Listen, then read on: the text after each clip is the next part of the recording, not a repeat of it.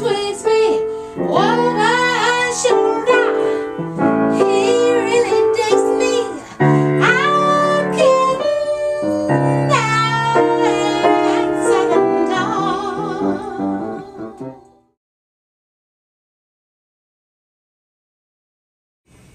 I was the first job at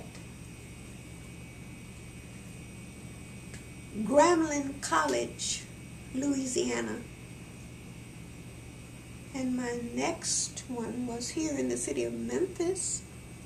I started at an elementary school, but my longest term of service was at Manassas, the old Manassas High School in North Memphis. And you said occupation? Yes, ma'am. I was a teacher of music education, primarily voice and general music, because there was an excellent band teacher there. They also had the band. His name was Emerson Abel, and he's still around. I was born in Helena, Arkansas. I went to my first high school was in Helena, Eliza Miller High School.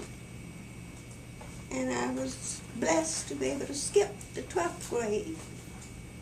I went straight to college at Fisk University in Nashville, Tennessee. 2 years there. They didn't have a major in music, so I transferred to Wilberforce.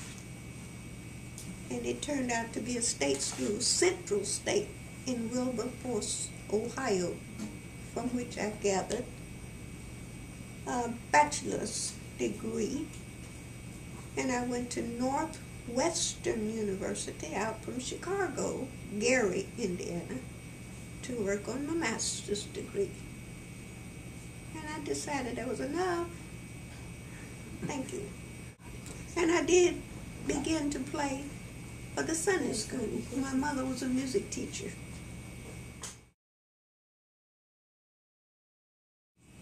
The experiences that I had with it came through my teaching experiences.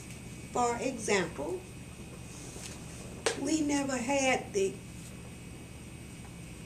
books that other ethnic groups had. We got the used books from other ethnic groups. New books were not available. In fact, when I went into the music room in Manassas, there were no books to teach from. I had to depend upon the background that I had been given in my various education institutions to teach from. But gradually I developed a music PTA department, that's Parent Teacher Association, and they sold dinners and everything else that they could do, gave little parties for children and all, to raise money to finance the department, because the department had to have some financial background. And that was one of my experiences. I had to travel such a long ways to get to a school with a musical degree for Afro-Americans in that day and time. That was one of the problems. I couldn't do it in Arkansas, and I wasn't about to be able to go to school in Tennessee to get a degree of any kind. So I had to travel by myself. My mother was a musician. She was a teacher of music. I had every style that was in good taste that you could name. Every style. Not just sacred only, not just classical only, not just jazz only, just every style in quality. And the same way occurred when I was in formal education. That was my major.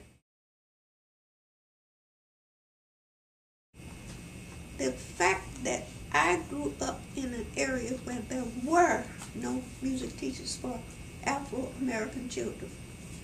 My goal was to go back where I came from to teach. What was it like to teach Isaac Hayes? Fun, because he was a cut-up. He stayed in the principal's office. I'd always get him out of trouble. But he had a cheerful spirit and a beautiful voice. You all know that. But he had his difficulties. He didn't have parental background structure much. He had a grandmother, and that was about all he had. So you have to understand, children come up with all kinds of difficulties in their background, which creates their personality. But he was a person with some sense of humor. That's valuable in life too. But his voice was his ticket to a better time of his life. And his children, I want to give him credit, even though he's not with us anymore.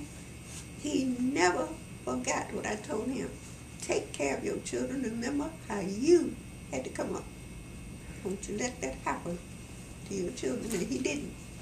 He would call me from California, New York, wherever he was. And he would say, Miss Jones, I'm taking care of my children. You? My life. Period.